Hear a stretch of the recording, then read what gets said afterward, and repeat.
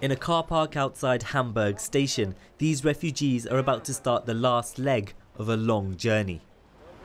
A group of Swedish activists have come to Germany to help get them to Scandinavia. They're driving these Afghans to a ferry port a few hours away, as no one's sure if you can still get the train through Denmark. Are you worried about the police? I mean, you could be arrested. No, I'm not worried, because illegal is to bring people over the border. But we don't bring them over the border. We help them to the ferry, and from the ferry they go by themselves. Yeah. Nasiruddin tells me he was a teacher in Afghanistan until the Taliban closed down his school. He's going to Sweden because someone told him it's easier to be given asylum there as an Afghan. We pull up to what we're told is a safe house to wait at before heading to the port.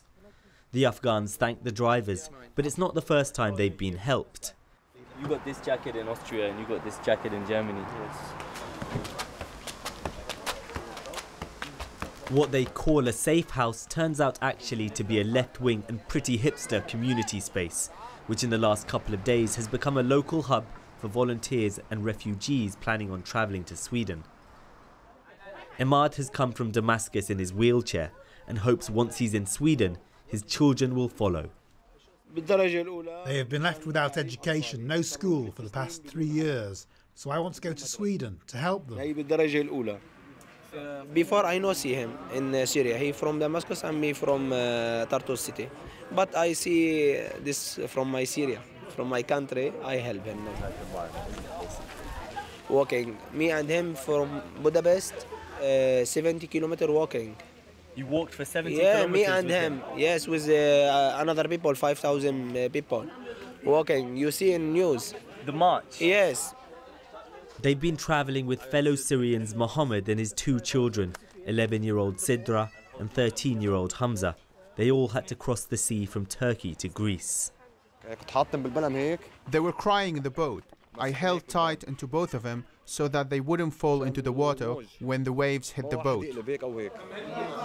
The centre is a place to rest, eat and even play as refugees mix with volunteers and regulars to the bar. Some Germans have reacted violently to the large numbers of foreigners coming in. Many more, though, have welcomed them. Everyone here, though, is planning on moving on to Scandinavia, and we head off on a bus for the port. Volunteers have bought the refugees' ferry tickets for them with money from donations. Mohammed and his family have lived as refugees before. They're from Yarmouk, a camp in Syria for Palestinians that's been under siege from the Assad regime and ISIS. We board the ferry without any questions asked.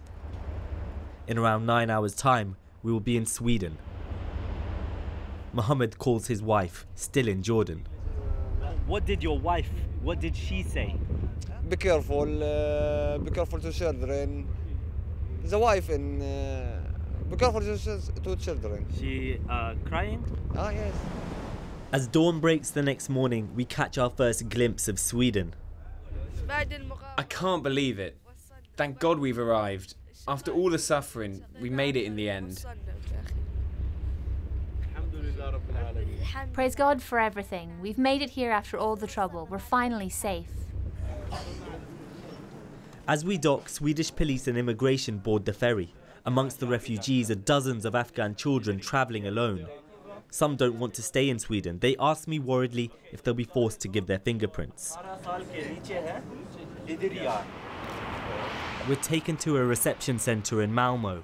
Those who want to go elsewhere make off in taxis or with friends. No one's too concerned. Ahmed says his goodbyes. He's going to Norway.